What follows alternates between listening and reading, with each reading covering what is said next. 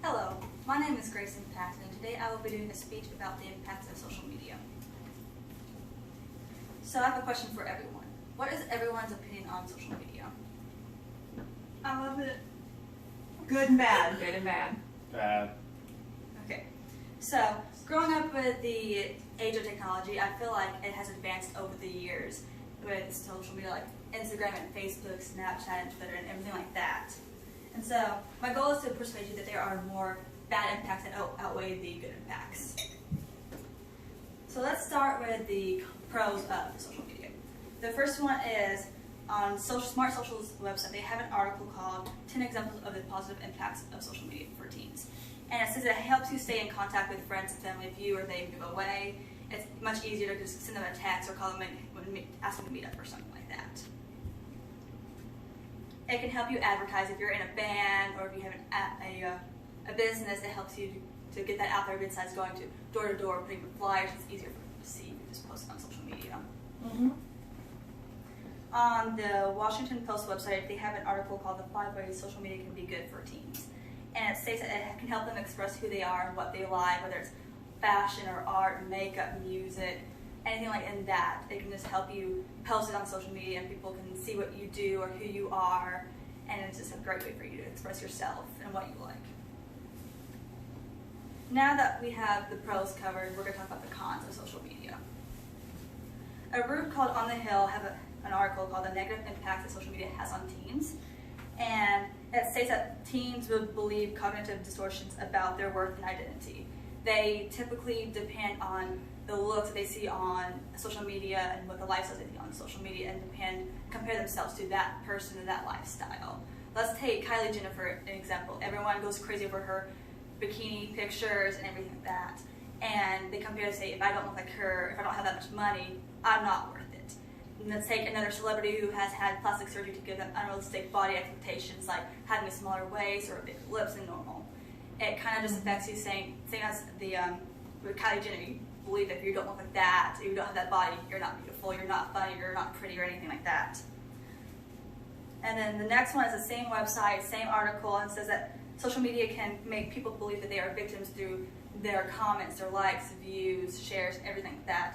They can take something the wrong way. They can say you have a comment that's not directly towards you, but they can take it as it's towards them, and then they can get upset, and then that's how rumors really start. The third one is on Grand Canyon University's website. They have an article called The Top 3 Ways That Social Media Can Impact You and Your Self-Esteem.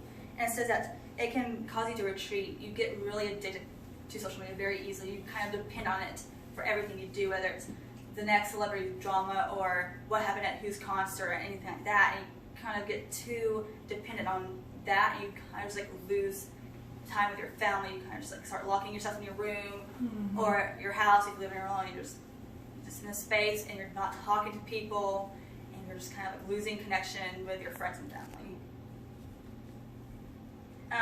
Social media can also pressure you into doing something that you do not want to. On the Economic Times article, they have a website article called The Social Media Addiction That Can Lead to Low Self-Esteem. And they say that it can cause people to do stuff for popularity, whether it's a Kiki challenge, the cinnamon challenge, Tide Pod eating, anything like that. And it could be very dangerous, but people feel pressure to do it anyway. And it also leads for people to do stuff that they not want to do, but they do it for popularity instead of their actual interest of it.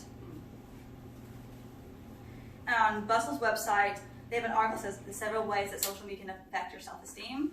And it says battling for likes. You will spend hours at a time taking more pictures than you should for the best picture, for the best pose, the best angle. And if it doesn't get the amount of likes that you want, you delete it. Because in your mind, it's more of, if people don't like this picture, I'm going to delete it because they don't like it, not because I don't like it, or I like it or not.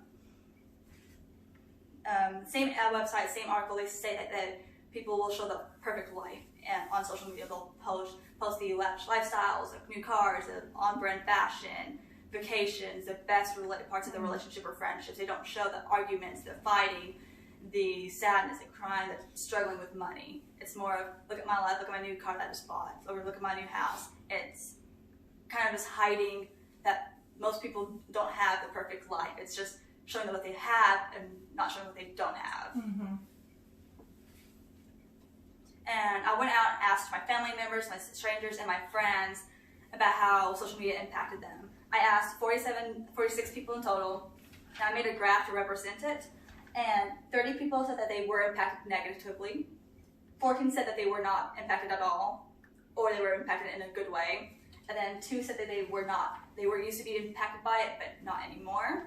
For the people that said yes, it was based off what they went through as a child. Whether they were bullied through middle school or elementary school, whether there was childhood traumas or anything like that. They kind of just reflected that off into who they are, and they compared. It's made it easier for them to think, if I don't look like that, I'm not as pretty as she is, or I don't deserve love or respect or anything like that.